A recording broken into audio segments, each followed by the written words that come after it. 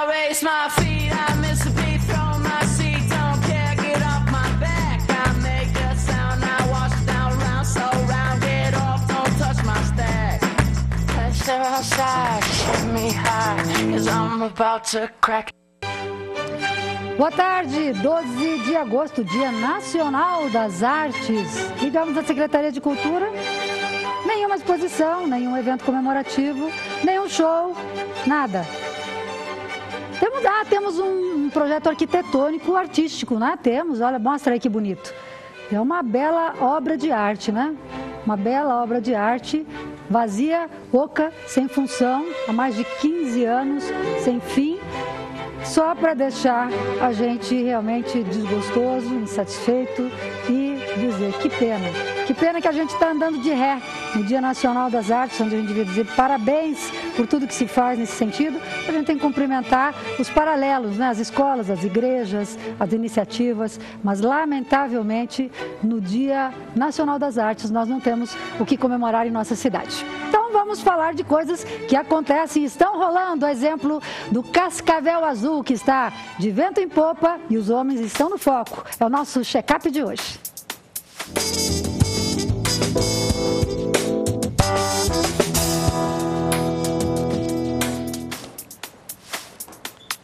Para falar com a gente a respeito de câncer de próstata, está aqui o Dr. Fábio Luiz de Souza, urologista, que juntamente com os seus colegas de clínica são parceiros da iniciativa do Cascavel Azul, porque eles sabem da importância desse incentivo, do trabalho preventivo, da informação em primeiro lugar.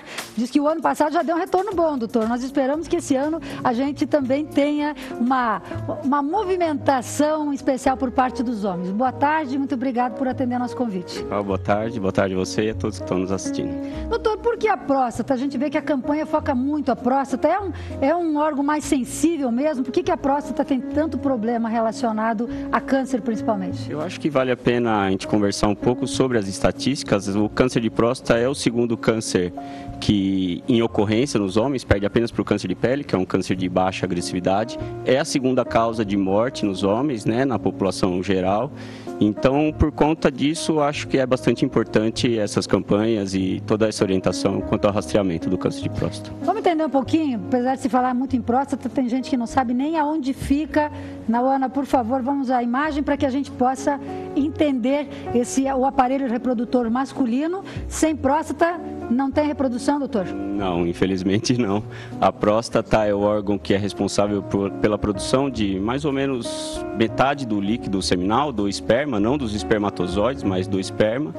E acaba trazendo um inconveniente com o passar da idade, né? Um órgão que tem bastante probabilidade de causar problema, principalmente relacionado ao câncer com o passar da idade. Quer dizer, são muitos problemas, mas o câncer é um dos que tem maior... Sim, a maioria das pessoas lembra do câncer de próstata, né? Mas existem várias outras doenças que acometem a próstata, então na realização do preventivo a gente acaba rastreando essas outras doenças, mas o foco principal é na detecção precoce do câncer de próstata. A Jéssica esteve hoje de manhã acompanhando lá no Centro de Artes e Esportes Unificados, lá no bairro onde se encontra o Estádio Olímpico Regional, alguns encontros de saúde, um deles do Cascavel Azul, que ela vai falar para a gente daqui a pouco, e outro reunia jovens em torno de ações preventivas de saúde. Eu achei muito legal, porque é desde pequeno que se torce o pepino e eles têm que aprender desde cedo a cuidar da saúde. Eles inclusive fizeram perguntas aqui para que a gente encaminhasse o Dr. Fábio Luiz de Souza. Vamos lá? O câncer de próstata tem sintomas? Acho que é uma pergunta bem importante. Pela natureza da doença, é uma doença que causa pouquíssimos ou nenhum sintoma. Doenças com essas características acabam necessitando de programas de rastreamento. Então, pela ausência de sintomas ou pouco aparecimento de sintomas, essas doenças devem ser rastreadas rotineiramente. No caso, nada, doutor? Nem na urina, nem na dor? Só em fases bastante avançadas da doença, em que a gente pode ajudar muito pouco. Então, na fase curável da doença, os sintomas são muito poucos, na maioria das vezes nenhum. O senhor estava me dizendo que sintomas relacionados aos homens, às vezes, sugerem outro tipo de câncer, né? Câncer de pênis. Sim, eu acho que o foco maior é no câncer de próstata, pela sua maior incidência, mas existem 2 tumores que acabam trazendo bastante sequelas também, tanto pela própria doença quanto pelo tratamento. Uma delas é o tumor de pênis, que é um câncer que aparece também nos pacientes com idade mais avançada, mas pode aparecer em jovens. Então, lembrar que qualquer lesão no pênis com duração maior do que 4 semanas, ou que não melhore com o tratamento prescrito pelos clínicos gerais, por médicos não especialistas, sempre devem ser avaliados pelo urologista.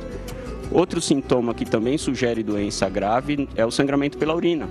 Então, pacientes, principalmente aqueles pacientes que fumam e pacientes acima dos 50 anos com sangramento pela urina, devem procurar o urologista assim que possível pela possibilidade do câncer de bexiga, que é um câncer também bastante agressivo e que pode matar. Vamos ao segundo questionamento. O câncer de próstata é hereditário? Se alguém na minha família que teve, eu posso vir a ter? Que legal, olha que oportunidade boa. É uma pergunta muito importante. Eu acho que vale a pena estender essa pergunta para falar sobre os fatores de risco.